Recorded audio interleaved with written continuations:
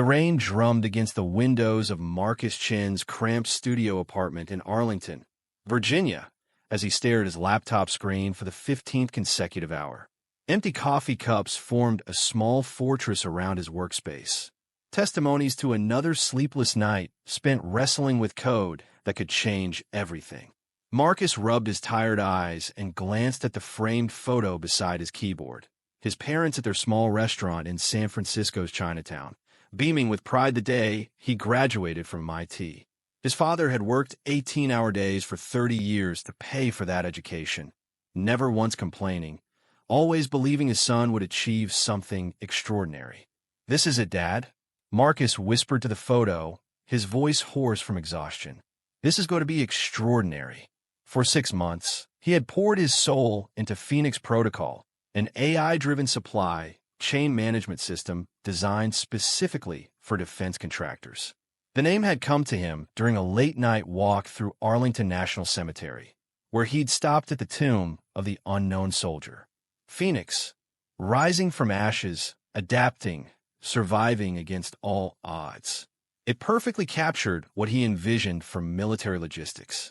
Marcus had joined Sterling and Associates, a prestigious consulting firm in Washington, D.C., 3 years ago as a junior systems analyst. The firm's glass towers overlooked the Potomac River, and on clear days, you could see the Washington Monument from the 40th floor.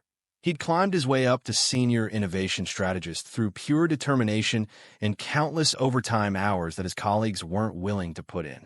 But Phoenix Protocol was different. This wasn't just another project. It was his masterpiece. The system used advanced machine learning to predict supply chain disruptions before they happened, automatically rerouting critical supplies through secondary and tertiary channels. What made it revolutionary was its ability to learn from historical military supply routes, particularly the forgotten logistics networks that had kept remote bases operational during the Korean War.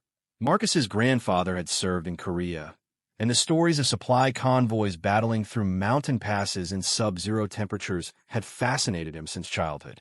Those convoys had adapted, improvised, survived, just like his AI system would help modern military operations do. He saved his work and checked the time. 6:47 a.m. In exactly 5 hours, he would present Phoenix Protocol to Harrison Defense Systems, the largest military contractor in the United States. Their headquarters occupied an entire city block in Crystal City, just across the river from D.C., and their contracts were worth billions. Marcus's hands trembled slightly as he printed the presentation deck. 128 slides representing 6 months of his life, thousands of lines of code, and dreams that stretched back to his childhood promises to his immigrant parents. His phone buzzed. A text from his younger sister Lisa in San Francisco. "Good luck today. Dad's been telling everyone at the restaurant about your big presentation. The whole neighborhood is rooting for you. Flex biceps." Marcus smiled, feeling a surge of determination. His family had sacrificed everything for his education, for his opportunities. Today, he would make them proud. But first, he needed a shower, grab some real breakfast, and prepare for what could be the most important day of his career. Sterling and Associates occupied floors 38 through 45 of the Meridian Tower in downtown D.C. Marcus arrived at 8:30 a.m., 2 hours before the Harrison Defense presentation, wanting time to review his notes one final time. The elevator ride to the 42nd floor felt longer than usual. Marcus's reflection in the polished steel door showed a young man who looked older than his 28 years, the price of burning the midnight oil on Phoenix Protocol. But his eyes held a fire that late nights couldn't extinguish. "Morning, Marcus," called out Jennifer Walsh from accounting as he passed her desk. "Big day today, right? Everyone's talking about your presentation."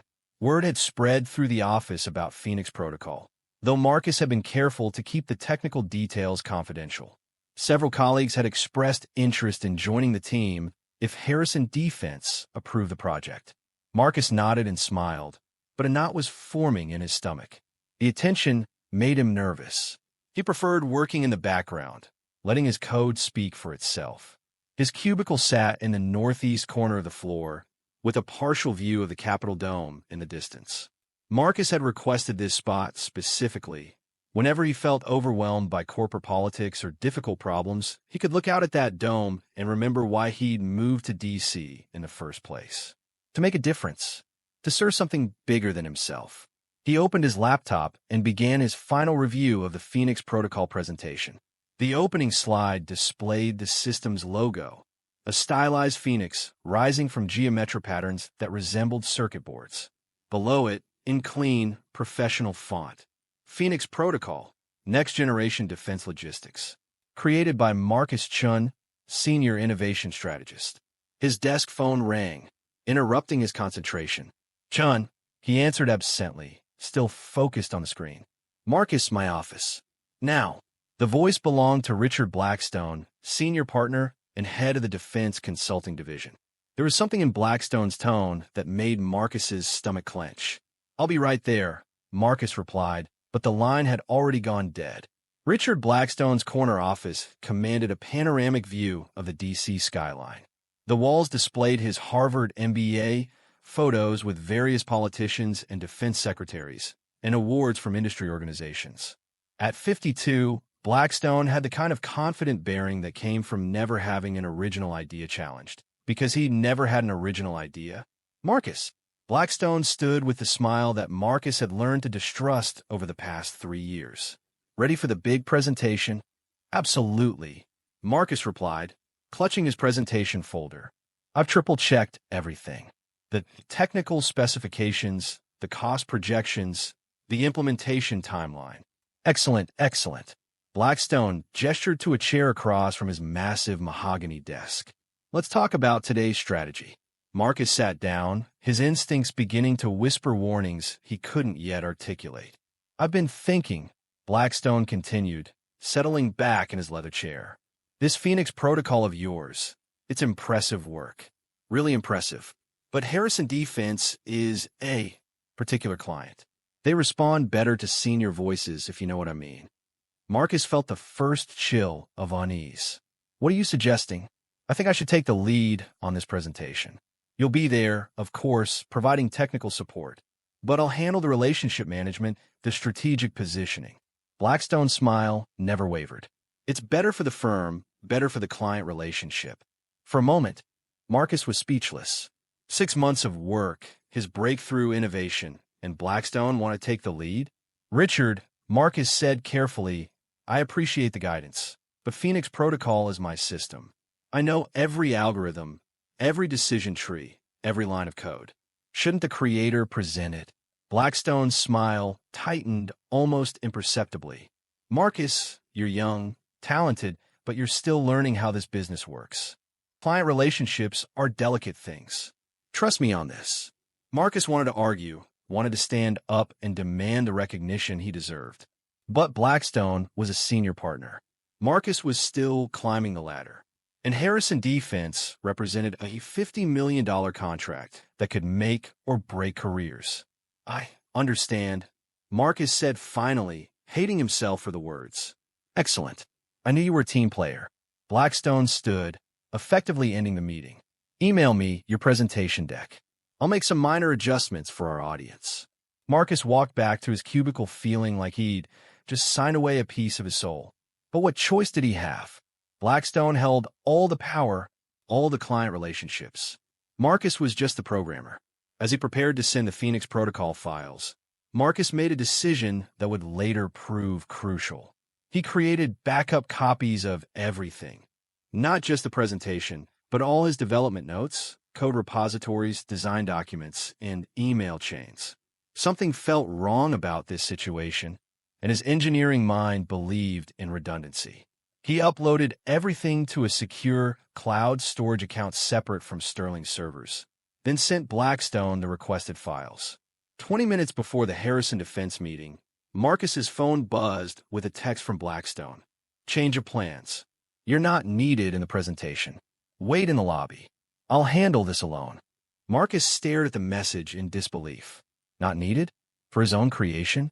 Before he could respond, he saw Blackstone walking past his cubicle toward the conference room, carrying Marcus's presentation folder under his arm. Marcus sat in the lobby of Sterling & Associates, watching through the glass walls as Blackstone greeted the Harrison defense executives with confident handshakes and corporate backslapping. The conference room's smart display flickered to life, and Marcus felt his blood turn to ice. The presentation title had changed. Instead of Phoenix Protocol, the screen now read Aegis Shield, Revolutionary Defense Logistics Platform. Marcus pressed closer to the glass, his heart hammering against his ribs. Every slide that appeared was his work, his algorithms, his flowcharts, his months of research, but with different branding, different terminology. Phoenix Protocol had been completely erased. Through the soundproof glass, Marcus could see Blackstone gesturing confidently at charts Marcus had created during those sleepless nights. The Harrison defense team was leaning forward, clearly engaged. The CEO, Jonathan Sterling, no relation to the consulting firm, was nodding approvingly at projections Marcus had calculated by hand. Marcus fumbled for his phone and opened the voice recording app, then pressed his ear to the conference room door. He could barely make out Blackstone's voice through the thick wood and glass. Developed this system after extensive research into military supply chain vulnerabilities. The innovation comes from understanding how autonomous systems can adapt to battlefield conditions. Marcus's own words, spoken during a team meeting 2 months ago, now flowing from Blackstone's mouth as if they were his own insights. The historical basis comes from studying Korean War logistics networks, particularly the supply routes that kept forward bases operational during the harshest conditions. Marcus's grandfather's stories, his personal connection to military history, repackaged as Blackstone's research. Marcus backed away from the door, his mind reeling. This wasn't just taking credit. This was intellectual theft on a massive scale. 6 months of his life, his breakthrough innovation, his family's pride in his accomplishments, all being claimed by a man who had never written a line of code in his life. The presentation lasted 90 minutes. Marcus spent every minute pacing the lobby, alternating between rage and disbelief. Other Sterling employees occasionally walked by, giving him curious looks. Sarah Kim from the AI division stopped to ask if he was okay. "I'm fine," Marcus lied, forcing a smile. "Just nervous about the client feedback." When the conference room doors finally opened, Marcus watched as the Harrison defense team filed out with satisfied expressions. Jonathan Sterling personally shook Blackstone's hand. "Outstanding presentation, Richard," Sterling said, his voice carrying clearly across the lobby. "Aegis Shield is exactly what we've been looking for. Your team has outdone themselves.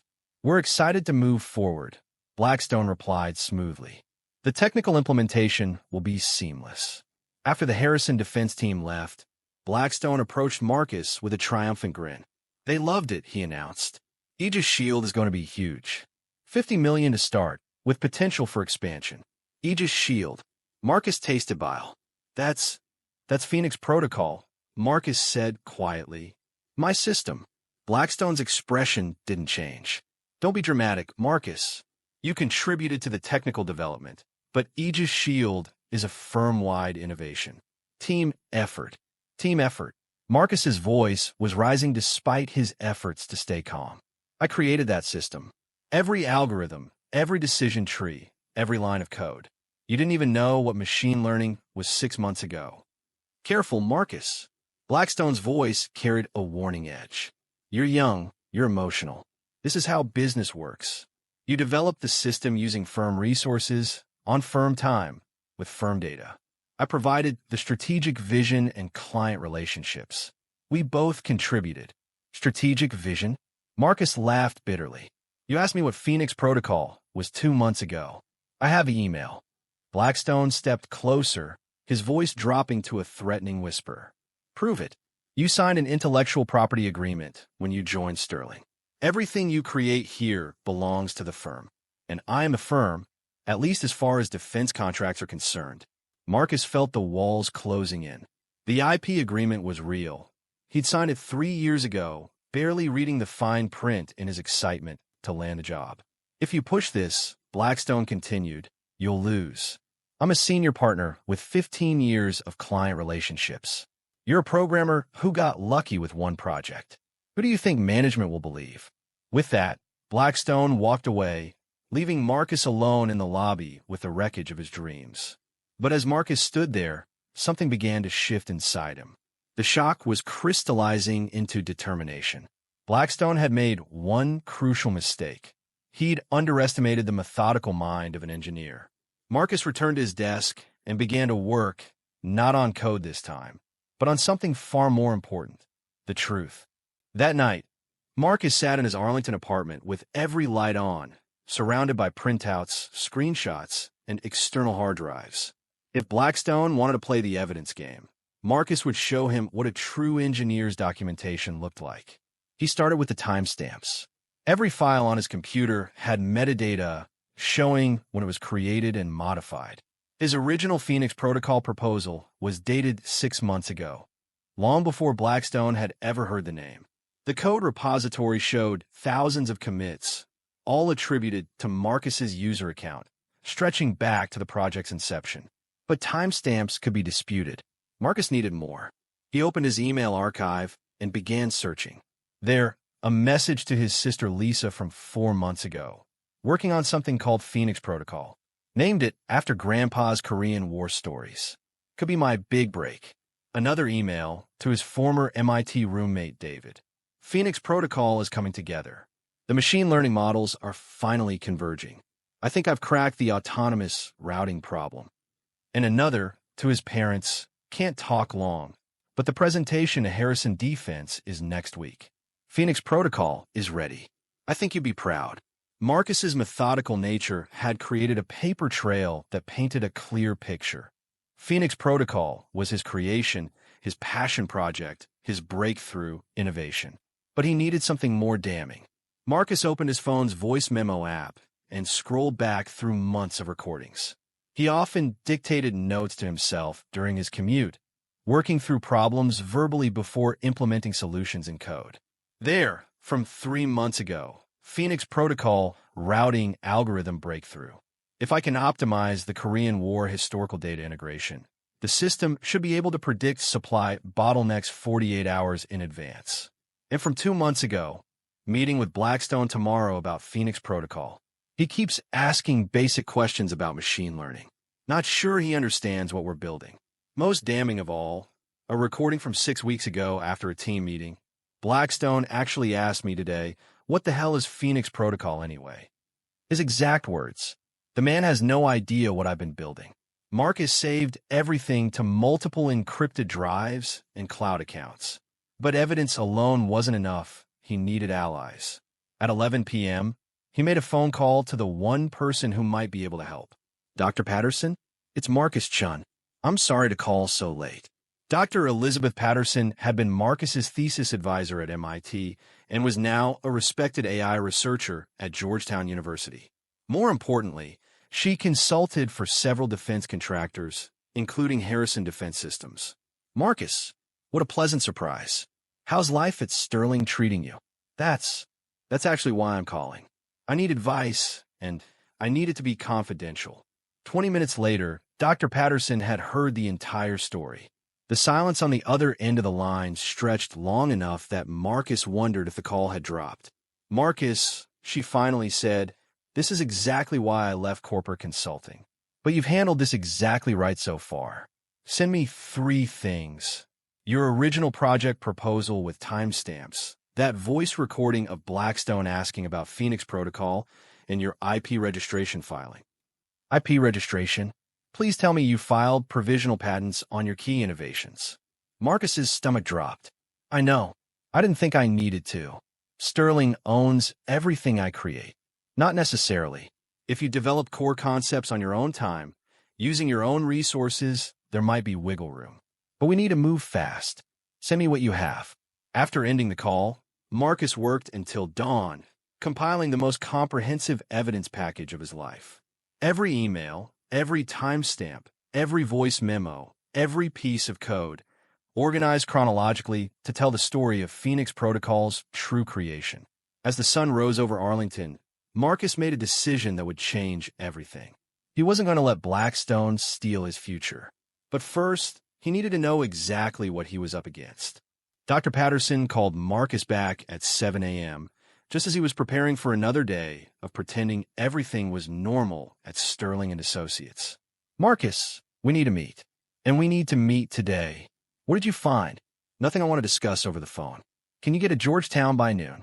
Marcus called in sick to work, the first time he'd ever done so, and took the metro to Georgetown University. Dr. Patterson's office was exactly as he remembered from their video calls. Books stacked floor to ceiling, whiteboards covered in equations, and a faint smell of coffee that seemed permanently embedded in the furniture. "Sit down," she said without preamble. "What I'm about to tell you could change your career for better or worse." Marcus sat, his stomach churning with anxiety and anticipation. "I've reviewed your evidence package," Dr. Patterson continued. "It's incredibly thorough, too thorough to be fabricated. But more importantly, I made some calls last night." She opened a thick folder on her desk. "I still have contacts at Harrison Defense. Unofficial conversations, you understand. It seems there were some questions about yesterday's presentation." Marcus leaned forward. "What kind of questions?" Jonathan Sterling mentioned to a colleague that something felt off about Richard Blackstone's technical explanations. Sterling has an engineering background. He knows when someone is presenting material they don't fully understand. Dr. Patterson pulled out a printout. "This is where it gets interesting. I called my former colleague Dr. Sarah Kim, the one at Sterling's AI division. She mentioned that Blackstone has been asking a lot of basic questions about machine learning lately. Questions that a true developer of the system would never need to ask." Marcus felt a spark of hope for the first time in 24 hours. "But here's the real leverage," Dr. Patterson continued, pulling out another document. "I consulted on Harrison Defense's technical evaluation criteria. They always conduct deep-dive technical interviews with the project creators before finalizing large contracts. They're planning to schedule that interview for next week." "What does that mean?" "It means Blackstone will have to answer detailed technical questions about Phoenix Protocol, Aegis Shield, that only the true creator could answer. And based on your evidence, that's not him." Dr. Patterson leaned back in her chair. "The question is, what do you want me to do with this information?" Marcus stared at the evidence spread across the desk. His evidence, his documentation, his proof of creation. For the first time since yesterday's betrayal, he felt like he had some control over his destiny. "I want them to know the truth," he said quietly. "Not just about the theft, but about what Phoenix Protocol really is. About why I created it, what it can do, who I am." Dr. Patterson smiled. "I was hoping you'd say that." The call came at 4 p.m. on Friday, just as Marcus was pretending to work on routine projects at Sterling and Associates. "Mr. Chun, this is Jonathan Sterling from Harrison Defense Systems. I wonder if you might have time for a conversation this weekend." Privately, Marcus's heart hammered against his ribs. "Of course. What about?" "I think you know. Saturday morning, 9 a.m. There's a small cafe called Grounds for Thought in Alexandria. Do you know it? I'll find it. Come alone, Mr. Chun, and bring your laptop." The cafe was tucked away on a quiet side street in Old Town Alexandria, the kind of place where Georgetown professors graded papers and government contractors held unofficial meetings. Marcus arrived 15 minutes early, ordered a coffee he was too nervous to drink, and chose a corner table with a view of the door. Jonathan Sterling entered precisely at 9 a.m. At 62, he carried himself with the bearing of someone who had built an empire on the principle that details mattered. His company employed over 40,000 people and held defense contracts worth billions, but he still personally reviewed major technical innovations. "Mr. Chun," Sterling offered his hand and sat down without ordering anything. "Thank you for meeting me. Of course, though I have to admit, I'm not sure why you wanted to see me." Sterling studied Marcus for a long moment. "Dr. Patterson and I have known each other for 15 years. She called me yesterday with some interesting information about the Aegis Shield presentation." Marcus felt his palms beginning to sweat. "I've been in this business for 35 years, Sterling continued. "I can usually tell when someone is presenting their own work versus explaining someone else's." Wednesday's presentation felt derivative. Sterling leaned forward. "Dr. Patterson mentioned that you might have some insight into the true origins of the system we're considering for a $50 million contract." This was the moment. Marcus could stay silent, keep his head down, hope that Sterling's suspicions would fade, or he could risk everything on the truth. He opened his laptop. "It's called Phoenix Protocol," Marcus said quietly. "I named it after my grandfather's stories about Korean War supply convoys. The ones that adapted, survived, rose from impossible situations." For the next hour, Marcus walked Sterling through the real Phoenix Protocol. Not Blackstone's sanitized corporate version, but the passionate creation of an engineer who had poured his soul into solving an impossible problem. He showed Sterling the original code repositories, the development timeline, the voice memos where he'd worked through complex algorithms during his metro commutes. Most importantly, he demonstrated a deep understanding of every technical detail, something Blackstone could never fake. The breakthrough came when I realized that historical military logistics data wasn't just useful for training the AI. Marcus explained, his nervousness evaporating as he fell into the rhythm of discussing his creation. It was essential for teaching the system how to think under pressure. My grandfather's convoy didn't just follow orders. They improvised, adapted, found ways to complete the mission when everything went wrong. Sterling asked probing technical questions that would have stumped anyone who hadn't built the system from scratch. Marcus answered each one with the confidence of someone explaining his own thoughts. "One more question," Sterling said finally. "If you were to implement Phoenix Protocol at scale, what would be your biggest concern?" Marcus didn't hesitate. Human resistance to algorithmic decision-making in crisis situations. The system is only as good as the trust level of the people using it. That's why the user interface design is just as important as the underlying AI. Sterling nodded slowly.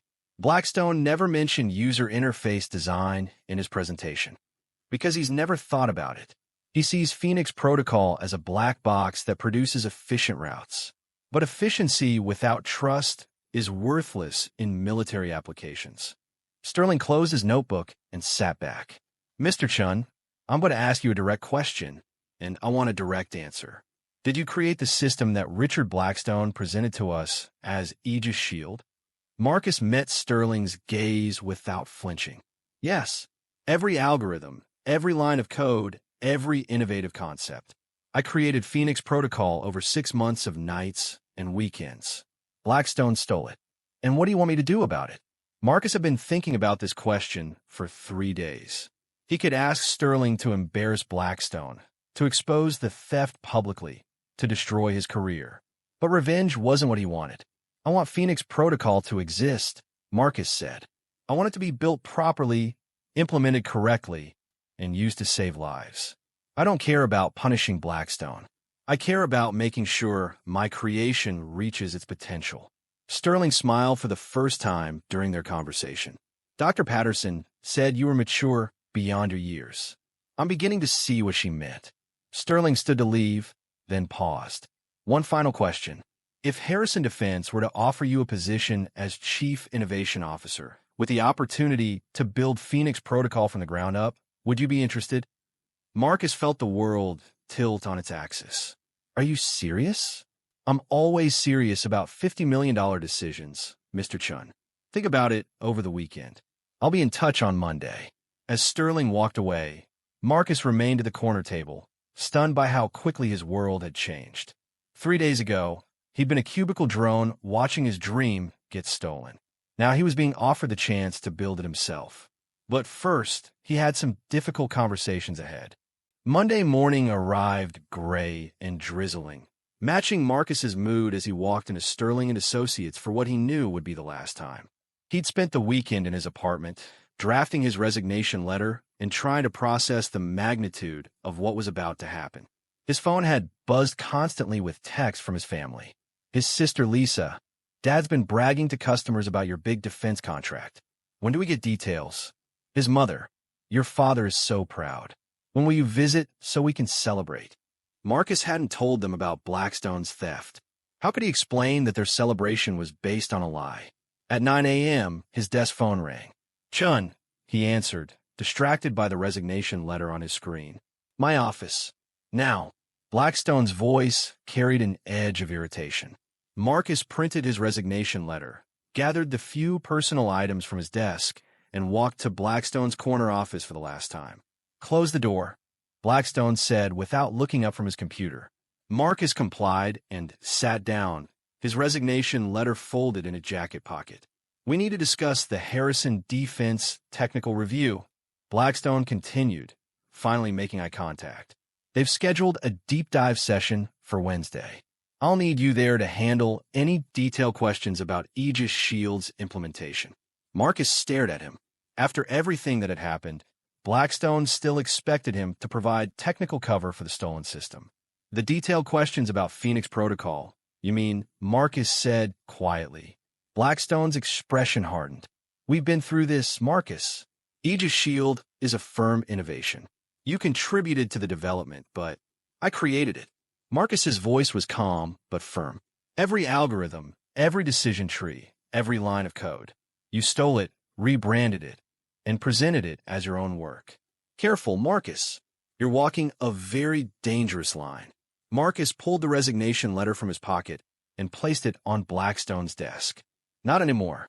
Blackstone's eyes widened as he scanned the letter. "You can't be serious. You're throwing away your career over wounded pride." "I'm not throwing anything away. I'm taking it with me." "Taking what with you?" "You signed an IP agreement. Everything you created here belongs to Sterling and Associates. You can't just—" Marcus's phone buzzed with a text message. He glanced at it and smiled for the first time in days. "That's Jonathan Sterling," Marcus said calmly. "He wants to meet this afternoon to discuss my new position as Chief Innovation Officer at Harrison Defense Systems." The color drained from Blackstone's face. That's impossible. He doesn't even know you exist." Marcus stood up, his resignation letter still sitting on Blackstone's desk like a declaration of war. "He knows I created Phoenix Protocol. He knows you stole it. And he knows that Harrison Defense would rather work with the actual innovator than the man who tried to take credit for someone else's breakthrough." Blackstone shot to his feet. "This is corporate espionage. I'll sue you. I'll sue Harrison Defense. I'll destroy you in this industry." "With what evidence?" "My code repositories? My development timeline? My voice recordings proving that you didn't understand basic concepts about machine learning 2 months ago." Marcus moved toward the door, then paused. "You made one critical mistake, Richard. You assumed I was just a programmer who got lucky with one project. But engineers don't just write code. We document everything. Every decision, every iteration, every breakthrough. My entire development process is documented with timestamps, voice memos, and email chains that prove beyond doubt who created Phoenix Protocol." Blackstone sank back into his chair, the full implications of his situation finally becoming clear. "You can keep Aegis Shield," Marcus continued. "The name, the rebranding, the corporate presentation.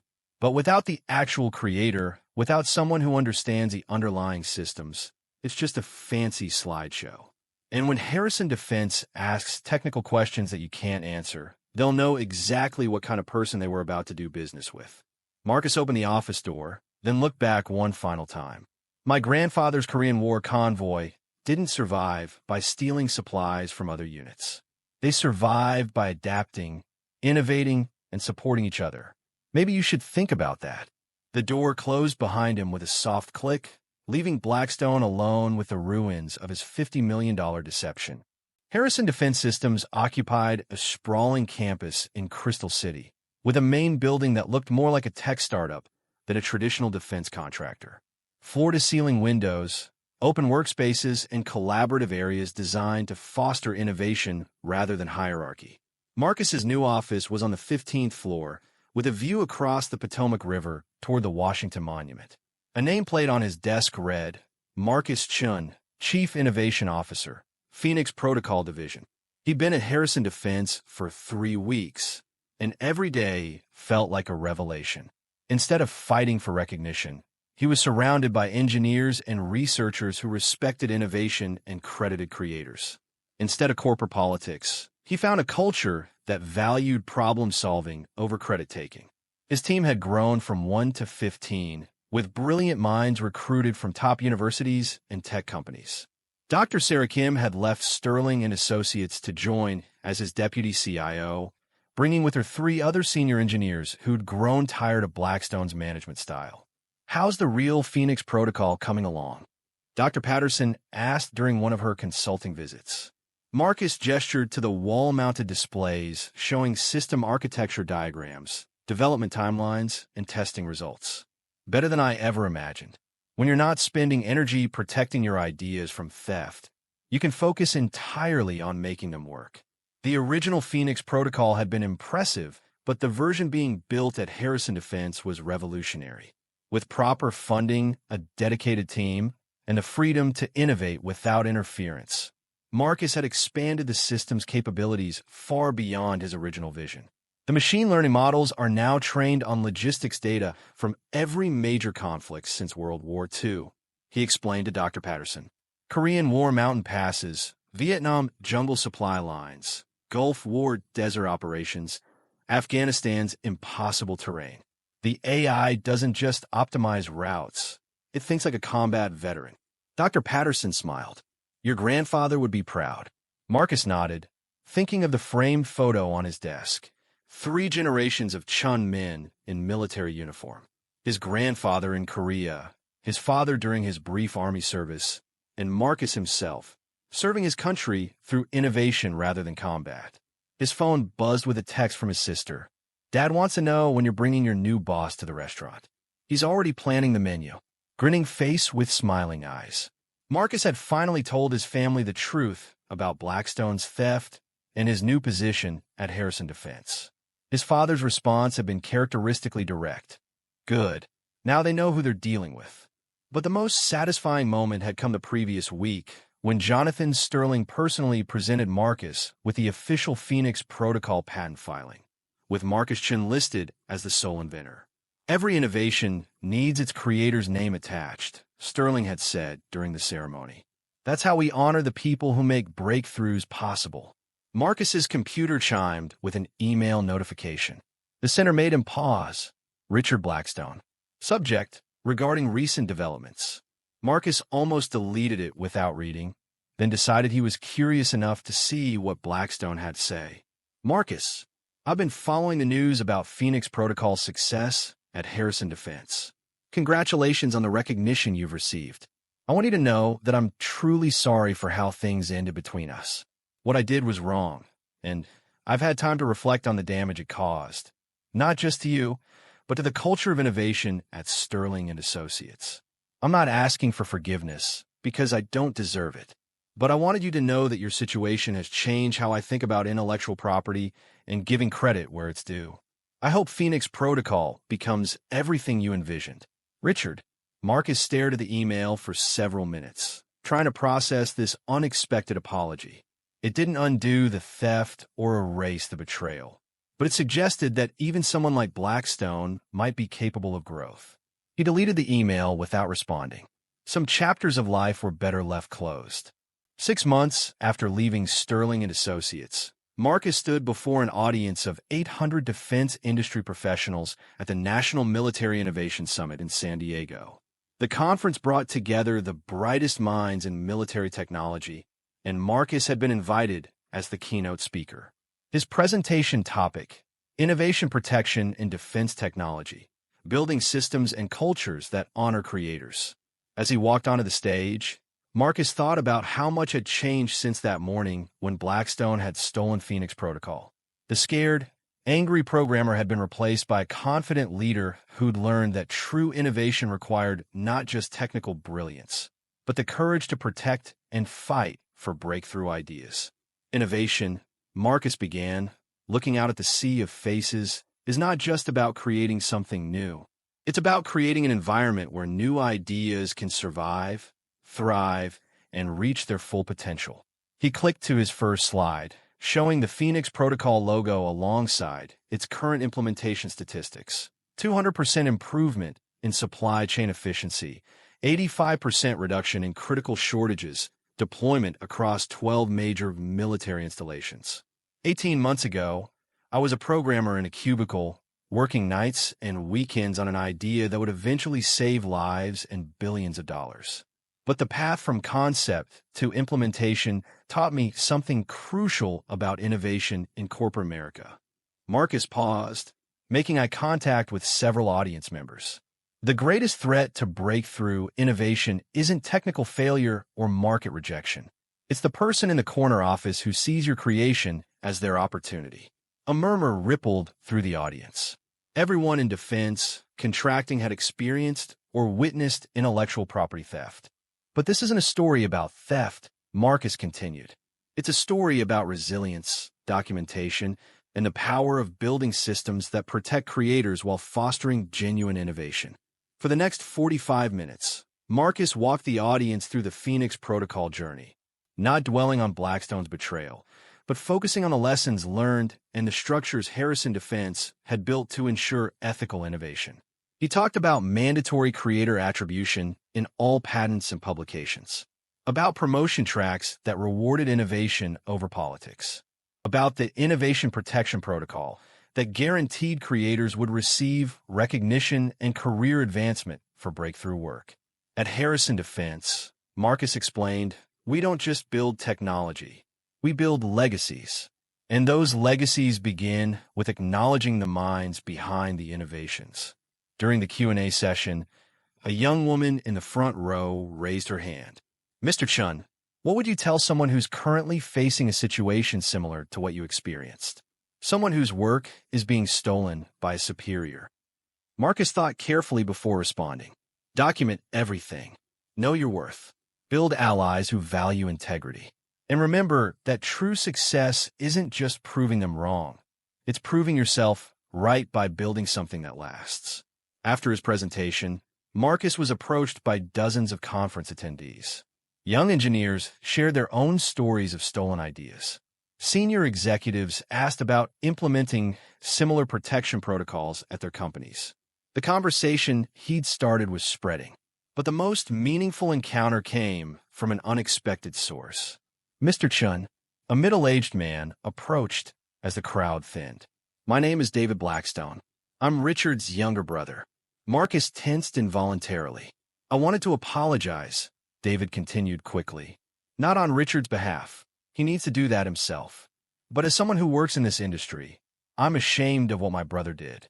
What you've built with Phoenix Protocol is extraordinary, and you deserve better." David handed Marcus a business card. "I run a small defense technology startup in Seattle. We're not big enough to compete with Harrison Defense, but I wanted you to know that there are people in this industry who believe in ethical innovation. If you ever want to collaborate on smaller projects that could benefit from Phoenix Protocol's technologies, we'd be honored to work with the actual creator." Marcus accepted the card, struck by the contrast between the two brothers. "Thank you, David. That means more than you know." 2 years after the Phoenix Protocol launch, Marcus stood in Harrison Defense's new innovation campus in Arlington, Virginia, a sprawling complex dedicated entirely to breakthrough research and development. The campus was his design, built on principles he'd learned through painful experience. The central building housed the Phoenix Protocol Research Center, where teams of engineers worked on next-generation supply chain technologies. But surrounding it were facilities for dozens of other innovative projects, each with clear creator attribution and ethical development protocols. Marcus's title had evolved again: Chief Innovation Officer and Vice President of Ethical Technology Development. At 31, he was one of the youngest VPs in Harrison Defense's history, but his youth was balanced by the respect he'd earned through innovation and integrity. His office walls displayed patents, awards, and photos from conferences where he'd spoken about innovation protection. But the centerpiece was still that framed photo of 3 generations of Chun men in military uniform, a reminder of why he did this work. A knock on his door interrupted his thoughts. "Come in." Dr. Sarah Kim entered, carrying a tablet and wearing the expression she got when she had significant news. "Marcus, you need to see this," she said, handing him a tablet. The screen showed a news article from Defense Industry Weekly. Sterling and Associates faces major ethics investigation. The prestigious Washington, D.C. consulting firm is under federal investigation for intellectual property theft and fraudulent client representations. The investigation was reportedly triggered by multiple whistleblower complaints alleging systematic appropriation of employee innovations. Marcus scrolled through the article, reading about current and former Sterling employees who had come forward with stories similar to his own. Apparently, Blackstone's theft of Phoenix Protocol hadn't been an isolated incident. It was part of a pattern that had finally caught the attention of federal regulators. "There's more," Sarah said, swiping to another article. Defense contractor pulls $200 million in contracts from Sterling and Associates, citing concerns about intellectual property practices and ethical violations. Northrop Dynamics announced the termination of multiple consulting contracts with Sterling and Associates. The move comes amid growing industry scrutiny of the firm's innovation attribution practices. Marcus looked up at Sarah. "How many other companies are pulling contracts?" 7 so far. The ripple effect is accelerating. Sarah sat down across from his desk. "Marcus, your decision to leave Sterling and build Phoenix Protocol properly didn't just save your career. It may have saved the careers of dozens of other innovators who are being exploited." Marcus felt a complex mix of emotions. He'd never intended to destroy Sterling and Associates or end careers. He'd simply wanted to protect his creation and build it properly. "What about Blackstone?" he asked. Sarah consulted her tablet. "Placed on indefinite administrative leave 3 months ago. Quietly removed from all client accounts. Word is he's looking for work in other industries." Marcus nodded slowly. He felt no satisfaction in Blackstone's downfall, just relief that other innovators wouldn't face what he'd experienced. His phone buzzed with a text from his sister Lisa. "Dad saw the news about Sterling and Associates. He says he did the right thing. Also, when are you coming home? The whole neighborhood wants to meet the famous engineer." Smiling face with smiling eyes. Marcus smiled. His parents had never fully understood the technical details of Phoenix Protocol, but they understood justice, hard work, and standing up for what was right. Those values, instilled during childhood dinners in their Chinatown restaurant, had carried him through the darkest moments of his career. "Sarah," he said, looking up from his phone, "I want to establish a scholarship program. Full ride to MIT for students from immigrant families who show exceptional promise in engineering or computer science." "That's a beautiful idea. What do you want to call it?" Marcus thought of his grandfather's Korean War stories, of supply convoys that survived impossible conditions through innovation and mutual support. The Phoenix Scholars Program, for students who know what it means to rise from difficult circumstances and build something extraordinary. 5 years after leaving Sterling and Associates, Marcus Chun had become a legend in defense technology circles. Phoenix Protocol was now deployed globally, protecting supply chains for military operations across 3 continents. The system had evolved far beyond his original vision, incorporating AI technologies that seemed almost magical to outside observers. But Marcus's greatest pride wasn't in the technology itself. It was in the culture he'd helped create. Harrison Defense's Innovation Campus had become a model for ethical technology development. Other companies sent delegations to study their creator attribution policies, their innovation protection protocols, and their collaborative development methods. Marcus frequently spoke at conferences, but his message had evolved from protecting individual innovations to building systems that fostered breakthrough thinking at scale.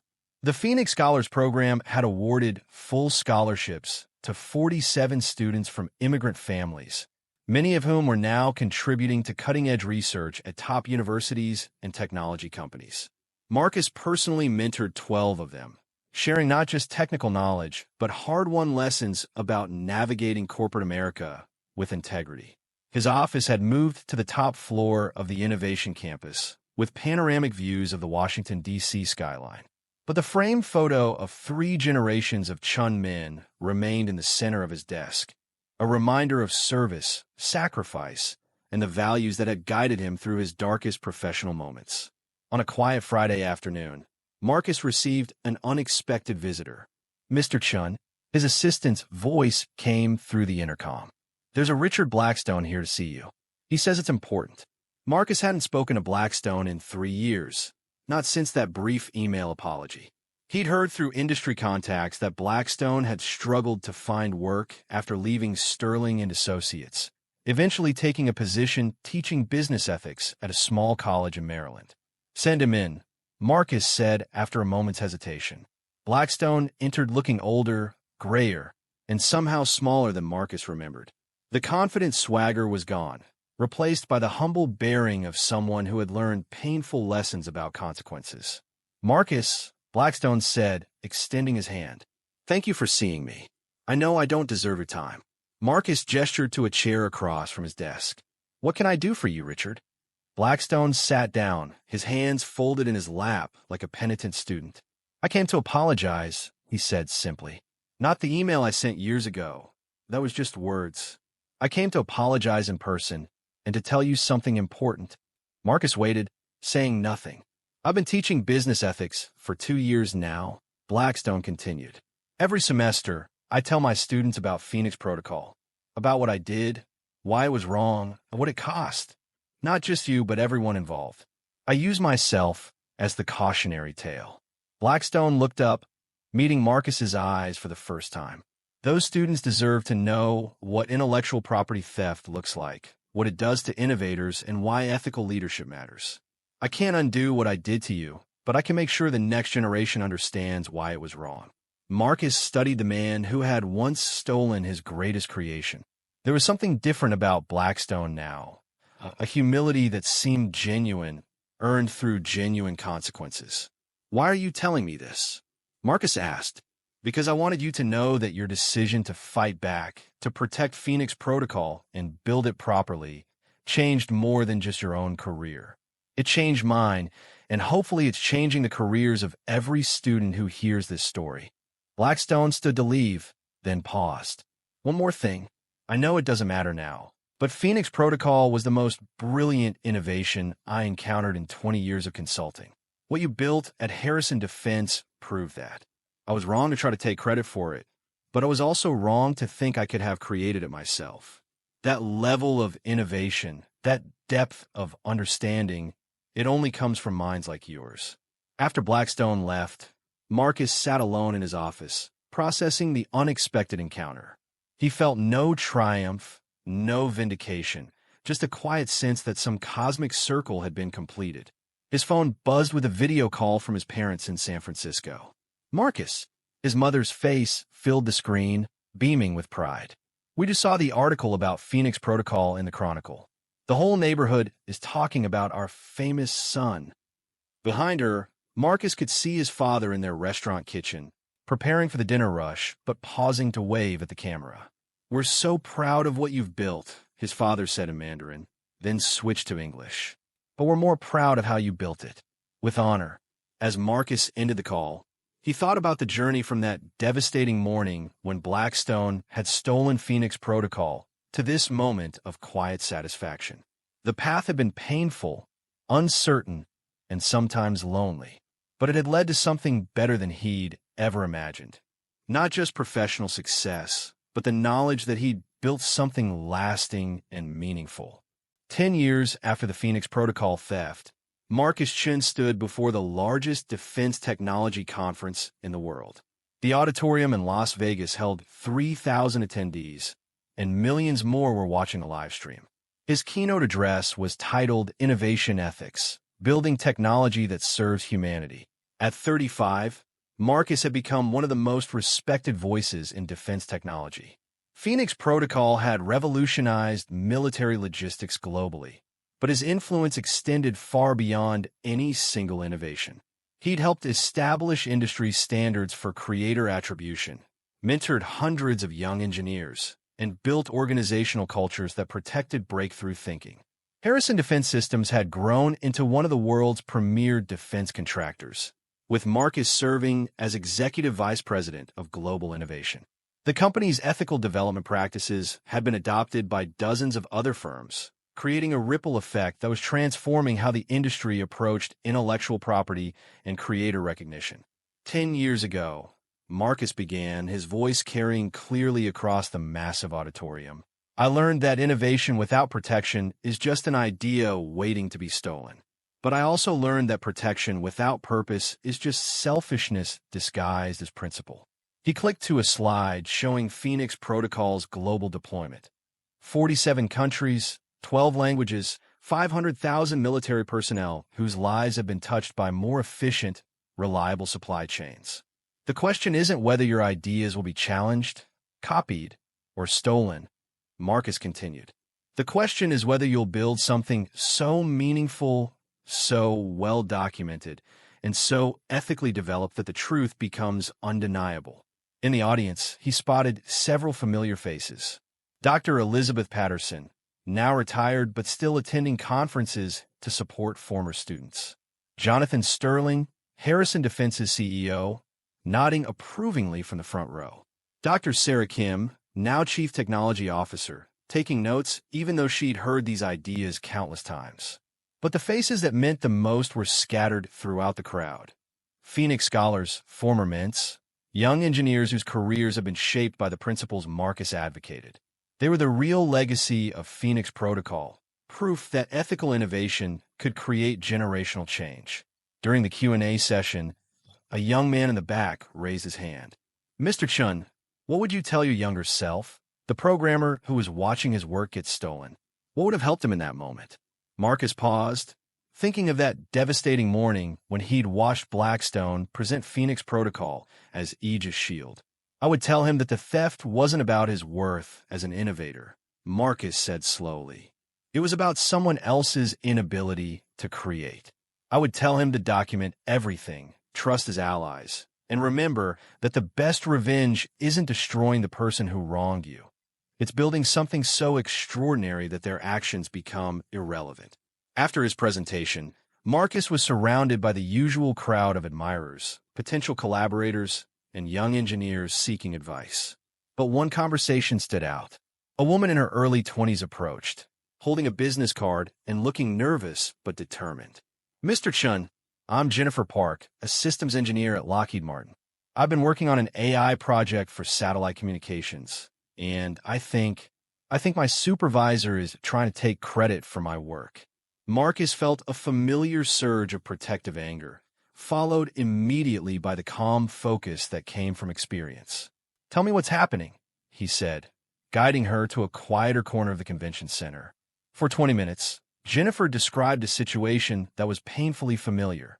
Late nights developing breakthrough algorithms, a supervisor who had shown little interest until the innovation showed promise, sudden changes in project attribution and presentation schedules.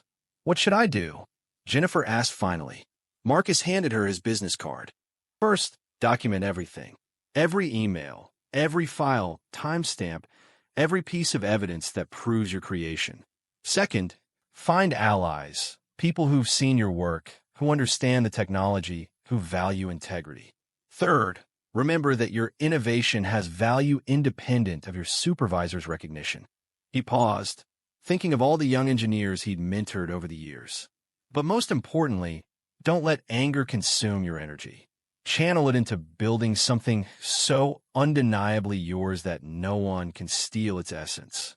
That's how you win, not by destroying them, but by making their actions irrelevant. Jennifer nodded, clutching his business card like a lifeline. One more thing, Marcus added. If you need advice, allies, or just someone who understands what you're going through, call me. No one should have to face intellectual property theft alone. 15 years after Richard Blackstone had tried to steal Phoenix Protocol, Marcus Chun sat in his home office in Arlington, Virginia, writing the final chapter of his memoir. The book, titled Rising from Code, Innovation, Integrity, and the Price of Breakthrough Thinking, was scheduled for publication in the fall. Outside his window, the Washington Monument stood illuminated against the night sky, a reminder of the service and sacrifice that had shaped American democracy. Marcus had never served in uniform like his father and grandfather, but he'd found his own way to serve, building technologies that protected those who risked their lives for others. Phoenix Protocol had evolved far beyond its original scope. The AI system now optimized supply chains for humanitarian missions, disaster relief operations, and peacekeeping forces worldwide. It had prevented supply shortages that could have cost thousands of lives, enabling military and civilian operations in some of the world's most challenging environments. But Marcus's proudest achievement wasn't technological, it was cultural. The innovation protection protocols developed at Harrison Defense had been adopted by over 200 companies worldwide. The Phoenix Scholars Program had provided full scholarships to 127 students from immigrant families, many of whom were now leading their own breakthrough research projects. His phone buzzed with a text from his sister Lisa. "Dad's 75th birthday party is next month. The whole family will be there. Plus half the neighborhood wants to meet the famous author." Grinning face with smiling eyes. Marcus smiled, thinking of his parents' restaurant in San Francisco's Chinatown. It had been the site of countless family dinners where his father had instilled values of hard work, integrity, and service to others. Those values, more than any technical skill, had carried Marcus through his greatest professional challenges. A soft knock on his office door interrupted his thoughts. His wife, Sarah. They'd married 3 years ago in a ceremony that drew defense industry leaders from around the world, peeked in with a cup of tea. "How's the writing going?" she asked, setting the tea beside his laptop. "Just finished the final chapter," Marcus replied, pulling her into a gentle embrace. "Thinking about how much has changed since that morning when Blackstone stole Phoenix Protocol." Sarah nodded. She'd heard the story countless times, not just from Marcus, but from the dozens of young engineers they'd mentored together over the years. "Do you ever wonder what would have happened if you just kept quiet? Let him take credit?" she asked. Marcus considered the question seriously. "Sometimes, but then I think about Jennifer Park and David Kim and all the other young innovators who've reached out over the years. If I'd stayed silent, Blackstone would have continued stealing ideas. Sterling and Associates would have kept exploiting their employees. The cycle would have continued." He gestured to the wall, where dozens of thank you letters from Phoenix scholars were displayed. "Every one of these letters represents someone who won't have to face what I faced. That's worth more than any individual career protection." Later that night, as Marcus prepared for bed, he checked his email one final time. Among the usual conference invitations and consulting requests was a message that made him pause. From Richard Blackstone. Subject: "Congratulations on your memoir. Marcus, I saw the announcement about your book publication. I wanted to congratulate you and to thank you for the grace you've shown in not making our story a personal vendetta. I've been teaching business ethics for 5 years now, and every semester I tell students about Phoenix Protocol. Not just what I did wrong, but what you did right. How you protected your innovation, built something extraordinary, and changed an entire industry's approach to intellectual property. I know I don't deserve forgiveness, but I want you to know that your example has helped me become a better teacher and a better person. My students learn from your success, not just my failure. I hope your book inspires the next generation of ethical innovators." Richard. Marcus read the email twice, then closed his laptop without responding. Some conversations were best left in the past. As he turned off his office lights, Marcus looked one last time at the framed photo on his desk. 3 generations of Chun men in military uniform. His grandfather, who had survived Korean War supply convoys through innovation and determination. His father, who had built a successful business through hard work and integrity. And Marcus himself, who had served his country by building technologies that protected those who risked their lives for others. Each generation had faced their own challenges, their own moments of truth. Marcus's had come in the form of a colleague's betrayal and the choice between silence and justice.